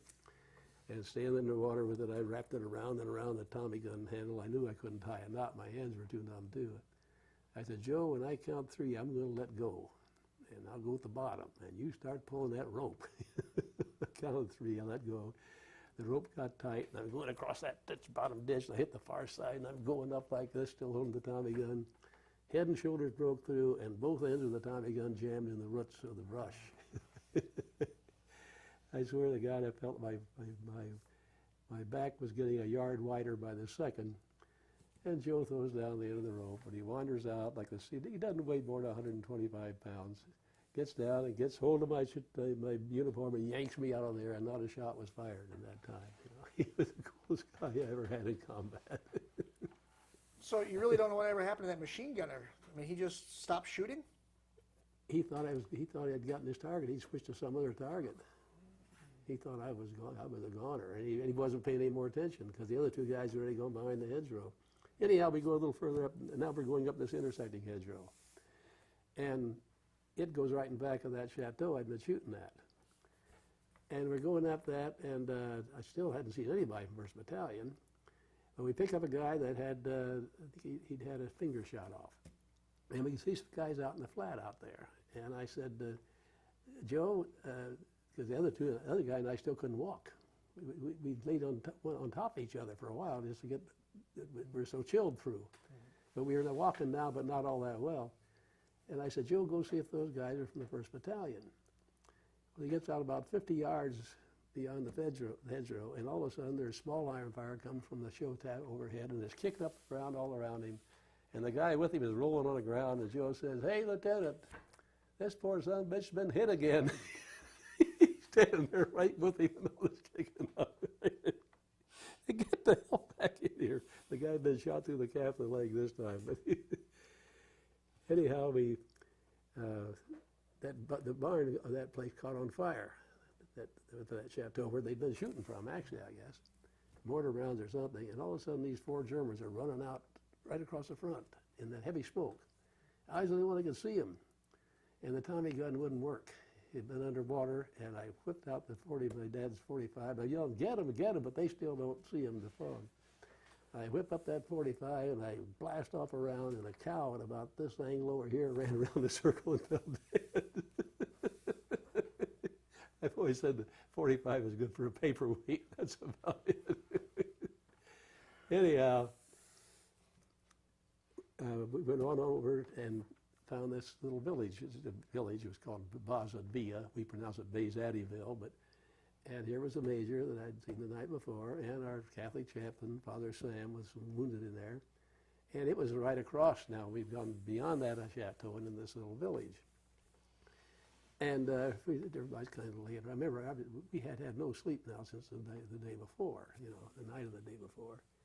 I remember I stretched out on the grass and must have slept 2 hours, just oblivious to everything. There were troops all around. What about eating during this period? You didn't eat either, right? We had K rations. I don't remember when. I think I ate my first one there. Okay, Yeah. So no sleep and no eating. No. One of the other things that gentleman you met the other day, Harold Fatima, who's infantry, Yeah. he said one of the things he remembers is that there was always noise.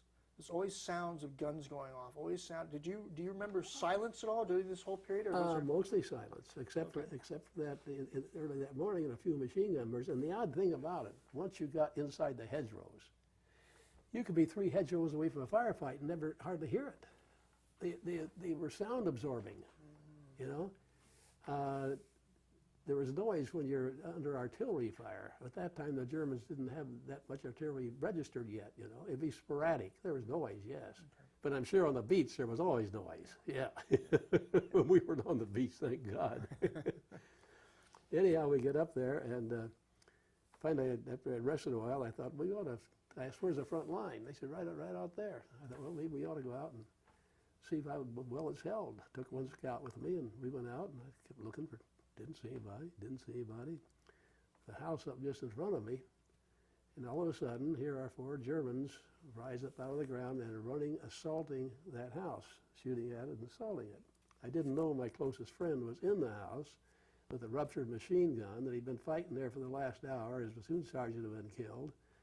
And these guys shot the front door open. And it opened, and they threw in a potato masher grenade, and he was savvy enough to open his mouth so that the concussion wouldn't ruin his eardrums. And the door blew closed again, then opened, and here were these 4 guys running right at him. And I'm off the flank, and I was blasting away my carbine. And 2 of them went down, the other 2 dragged their back. We always used to argue about who got him. I know damn well. It's like shooting ducks in the shooting gallery, all spaced and running, from the left to right. But we never did get that argument settled. Cut. Oops. That's Howie. Oh, hey, you're. Okay, so you got the 2 Germans, or Somebody. somebody did. The other 2 run away. Did you go in, and that's when you found out your best friend was in there? No, I didn't know that. I just figured that I'm out here all by myself with 1 man, and if they got 4, they got more. So I pulled back, and while I was there, Major Allen says, Sefton, take some men and go take that Sefton over there, that building. And so I got a machine gun team, and I think I had a total of 4 others, that's 6. So we go over there without any difficulty. We did get shot at just as we were getting there. But we shot the lock off the back door. We set the machine gun up behind a picket fence because the road out of Bastogne came like this, and right in front of that, the driveway of that thing went up this hill where the Germans were holding. And the machine gunner would lay there and try to pick them off as they ran across the road. So Joe Newman and I went in the house, and we're going to search it. Room for room, that's a 3-story thing, and big. We would kick open the door and jump in like this. Both of us finally became so silly.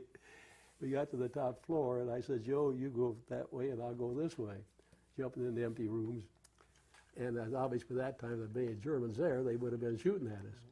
All of a sudden, Joe's down at the far end. I hear this babble of voices. He's, Lieutenant, come here a minute. And here was the whole family in one bedroom. They're all saying, me Seville, me Seville, me Seville, all huddled up in that one bedroom. The only one that came downstairs with us was the grandmother.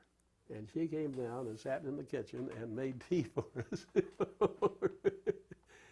We're only in there about an hour, and some of the people upstairs and down, and somebody came down and said, Lieutenant, Newman's been shot.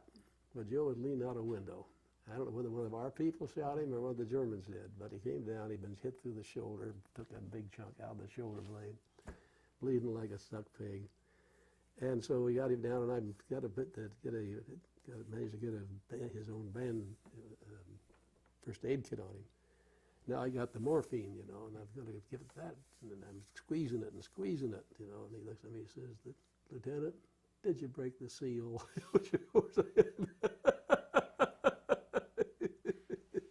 So I broke the seal, but I also sent a runner across to get an aid man. Had a wounded man over here. And the runner comes across, and they didn't use the little ditch we did. They just ran across that. And they just as they got to the outbuilding right next to the driveway, blast of fire peeled off the chips of that building about that far behind, as they got in.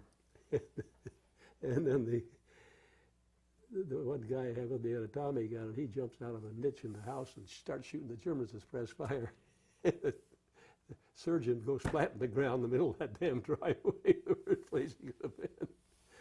Well, neither of them they both got out and they both got back, but they put a bandage on him but left him there. They didn't have a place to put him over there. But Bill, just quickly, we had talked a little earlier about the strategy of what you're supposed to take the lock, you're supposed to take. Was there any talk about your objectives at that time, or now did it shift to just? Oh, because La Barquette was right above the lock. Oh, okay. And Colonel Johnson had already been down there with the men and taken it. In fact, he came up there and ordered Allen to bring the men down. And Allen says, well, if the Germans take this high ground, they'll be looking down your throat. As long as we're here, the locks are safer than if we were down there. But Johnson still ordered him, come to locks. In the meantime, Ballard had ordered our battalion commander to bring the battalion over. Well, when instead of attacking St. Côme-du-Mont, Ballard, his troops had seen Germans behind him, short of St. Côme-du-Mont.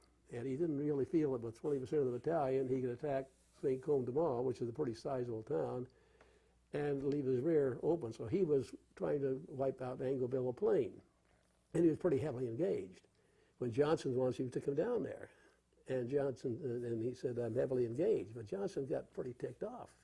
The battalion commander refusing his order. So Ballard did send a patrol to find a way. They took the same route I had and came back and said, you can't do that. You can't take a battalion through there. But there's bad feeling between Johnson and Ballard till Johnson finally got killed in Holland. But Ballard was dead right. He was doing the only thing he could do. But the locks at La Barquette were taken, but the two little footbridges beyond it, were too tightly held. We knew they were supposed to be taken. We couldn't get down to them there. You see, I guess what I'm trying to get across is that when you talk about it from a moment to moment, bullets and all that, you don't get the sense of the strategy, but you were actually attempting to accomplish the original strategy of what you were there. Well, a whole lot of the, quote, strategy, unquote, from H-hour, D-Day, the day we jumped until dawn, we just tried to find each other. That was the division commander, General Taylor. It was about 20 minutes before he found a single man. When they were scattered that far out, your strategy, hell, there was no your strategy.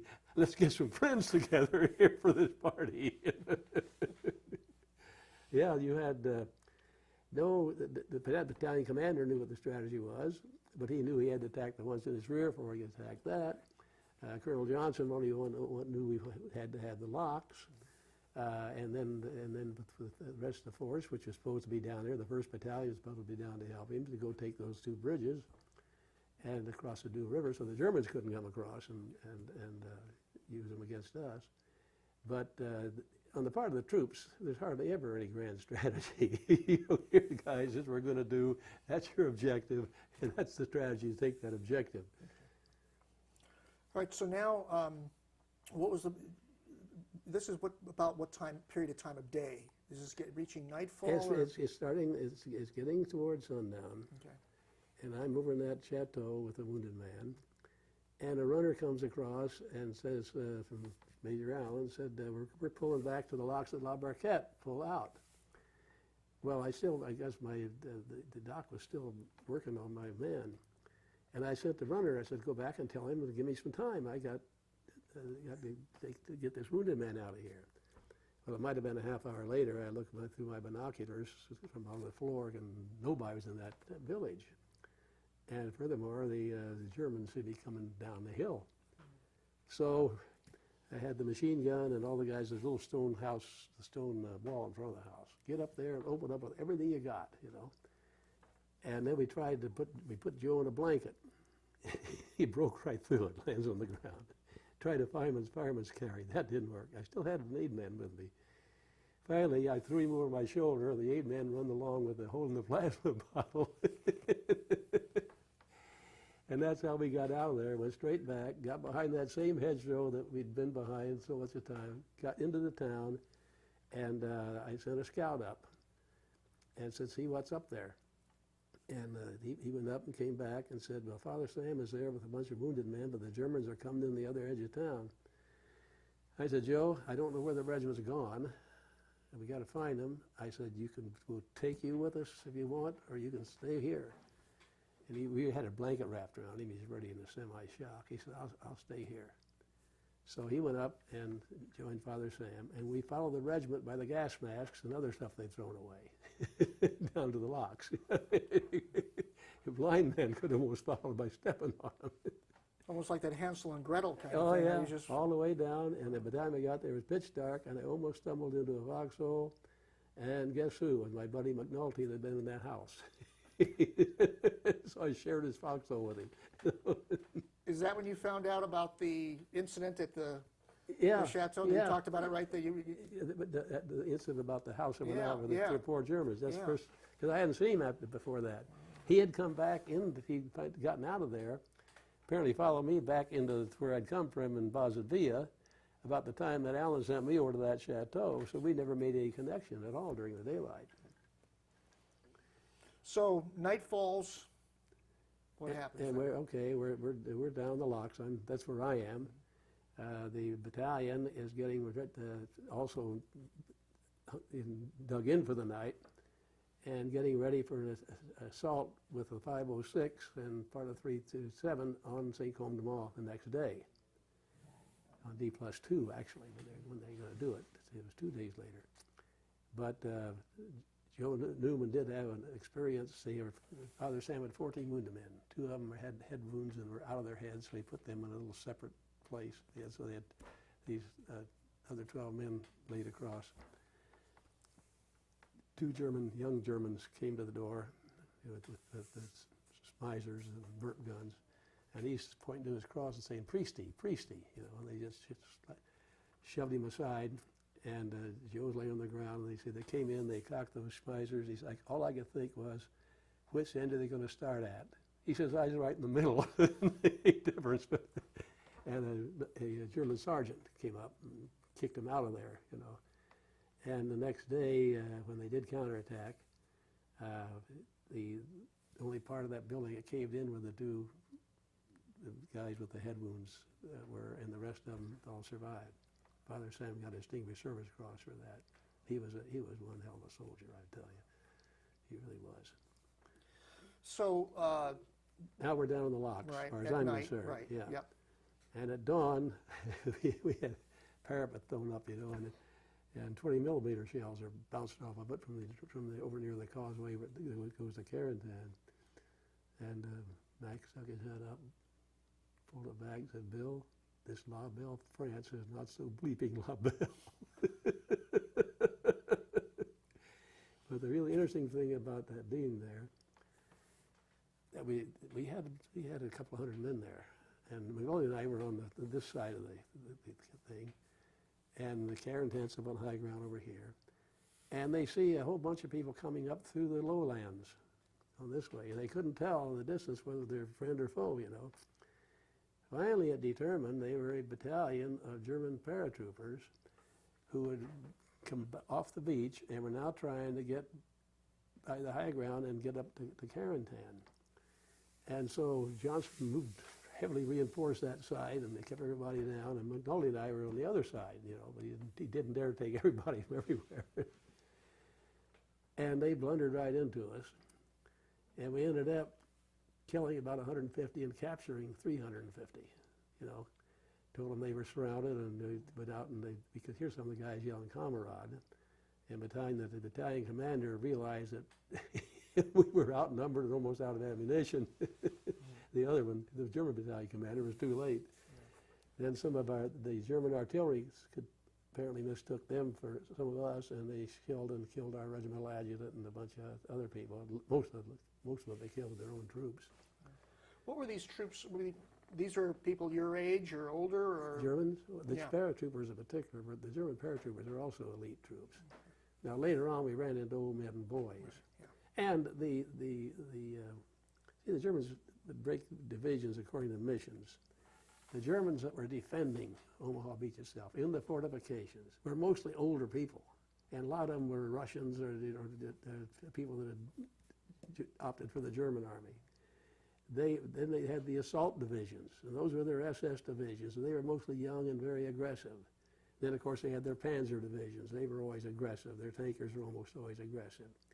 But the regular Army Wehrmacht themselves, compared to the SS, were gentlemen. I mean, they pretty well obeyed the Geneva the rules of conduct, whereas the SS, no holds barred. So what we were up against there, with the fighting the German paratroopers, they weren't much older than we were. And the SS we fought, the men were young. But the others, we captured a lot of just sick and tired of the war, and they had their 50s or something. Yeah. All right. So the German fire is coming in. It's killing a lot of their own troops as well as Yeah, some this of is the yours. artillery fire from Yeah. Carentan now, Okay. because they got observation. They're on high ground, and they can see us down. They can see all these people milling around, and they can't distinguish either. But that fire did kill Captain McReynolds, who was herding these prisoners together, and some of our other men. But by the time 2 days later, we still hadn't taken the footbridges down there, but we were sent back to because there's no need to guard the locks anymore. That was taken care of. So I was sent back to. I had talked to my battalion commander on the radio that first day, D+1, the second day we were there, and asked him because he was being ordered at that time to come over there. And I said, how long do you estimate? Estimate 2 hours, he said. That's when he found out you couldn't do it. But I knew he was there and was coming, so there's no place else for me to go except wait it out. But then that on D+3, we rejoined the 2nd Battalion, and they were going to be marched back into reserve in a little village, and McNulty's platoon was leading the column, and I was up there walking with him. We spent the yakking, trading impressions and memories. He walked right by the road he's supposed to turn right, and ended up at Dead Man's Corner. Dead Man's Corner was a highway that went down the main causeway across to Carentan. It was called Dead Man's Corner because there's a light American tank there with a hole blown through it, and the commander still sticking out of the turret. And that was a very hot spot, very, very hot fighting on D+3. So meanwhile, the battalion commander had reached a turning point and sent a runner up to, you guys missed it, come on, turn around and come back. But Mac and I are sitting in this ditch on this side of the road, and the Germans are on way off there, and there was a glider rider skirmishing down the flat below us with the Germans. There was a little firefight going on, and we just slumped down the ditch and mossy back, and we leaning back like this, you know. A round, not a spent round, an aimed round buried itself right between our heads. Obviously, well aimed. We slumped down, and the sergeant goes across the road and lays on the other embankment. And he's studying things with his field glasses. He said, I see him. He's in that house down there, the one that the guys were attacking toward. He's in a window on the second floor. Well, I had picked up an .03 rifle, a Springfield, which are much more accurate than the M1. And so I went over and looked at me like about 500 yards, so I set the sight. I can hardly see the damn window, but I take a veto. I told him what he was doing. I said, now let me know when he's up there again. He said, there he is. So I squeezed off around, and he said, you got him, you got him. I might have hit the window close enough for him to hear it. I don't know. But that would have been a phenomenal shot with a rifle you never zeroed in. But the troops are all cheering, and who was I to not to let them enjoy what they thought was a moment of victory. So we did go back into reserve after that, and then we did on D+6 attack Carentan, and that was another one of my side experiences because our battalion was supposed to attack across a flooded bottom. They even had rubber boats to do it in. And the mortar shell was sticking up big plumes of, stuff like this, and we're getting wounded. And I was leading beside the battalion commander with the command group about 100 yards behind, and Carentan's out on my left, it's only a couple of yards away. And I thought, well, the least I can do is go make sure there's not any enemy over there, just have us enfilade on the flank. So I took my little 3 or 4 guys and found that there's a bridge that was blown. But it's across this canal, and if you could jump 6 feet, you could jump from one portion to the other. No, easy. Maybe not that much, maybe 4 feet, and they sloped down toward each other. So I went across, we went into town, and we went down to the railroad station and threw some grenades in a bunch of wires. Felt that might have done some good. And now we're going down the main one of the streets looking for snipers, getting further away from the battalion. And we're going down like this, and all of a sudden the side ground view, ground floor, level window opens. And I whip around, to shoot, and out comes this young French mother with a snotty-nosed 2-year-old baby. Holds him up to kiss me on the cheek. And behind us is suddenly this peg-legged World War I vintage Frenchman stomping along and singing in a broken voice. It's a long way to Tipperary. Getting drunker by the minute. Came around the corner and there was a 506. They had come in from the other way. So I went back and went over their battalion still pinned down, and I flopped down by the battalion commander. Now this shows how, you know, how stupid a green lieutenant, and all of us were green, you know, could be. And I flopped down, hey, you know, Colonel, there's a bridge right over there we can cross. He said, well, why don't you show me where it is, Sefton? I take him, and all the battalion got up and leaped across that bridge, went up and attacked the high ground. And it took Le Billonnaire, which is not just a part of Carentan now, it was a village called Le Billonnaire. And that's where we ended up for quite a while. Got beat off a very heavy attack by German SS groups that came in like they were going to surrender and then dropped to the ground and started firing. And that's pretty much, well, we held that for about, we held that position until the 2nd Armored broke through. And then we followed them for another 3 miles and dug in on one edge of a valley, and the Germans had the other. And that was just purely static defense. We sent out patrols. You know, they did have one house that stuck up, 2-story house between us. And I told the battalion commander I wanted to take a patrol out and see if we could use that patrol to chase the Germans out. So he said, sure, ask if you get some volunteers. Who wants to go on a patrol? I had 25 Geronimos just like that. So we go over there. And there are Germans there. They evaporated when they saw us coming. But all the entrances into that house, all the doors and windows were on the German side. There were no way from that. We were looking at one side and the back end, and there's no way of getting in. And if we went around and got in, and they decided to retake it, there'd be no way of getting out. So I sent back for a demolition crew. And down comes Jesse Tidwell from the regiment, the crew assigned a battalion, carrying a footlocker. And he said, what do you want? And I said, I want a mouse hole blown in the back of that wall there so we can crawl in and out. Okay. He props the footlocker up against it. And I said, what's that, Jesse? He said, this is my charge. I said, it's kind of heavy, isn't it? He said, well, it's a brick house. He pulled a wire, and a little wisp of smoke started going up, and Jesse and his people take off like a bunch of rabbits going over hedgerows, you know. And I got the patrol strung all around that, and I was laying there about 50 yards away watching it. And all of a sudden, there's this blast, this flash, and I'm looking up and hear timbers, you know, going up and up and up. And I'm thinking, they're going to come down and down and down. Fortunately, nobody got hit with anything bigger than maybe a walnut. The entire back of the house was gone. The 2 sides only came halfway back to where it was, and the front was pretty well intact. When I drove by there in 1978, they'd even torn that down. That was the last real combat episode. The battalion commander thought I'd found a booby-trapped German ammunition dump from where he was. And you only wanted a mouse hole. Yeah. Is this a good place to break? I think it is. Okay. Yeah. All right, very good.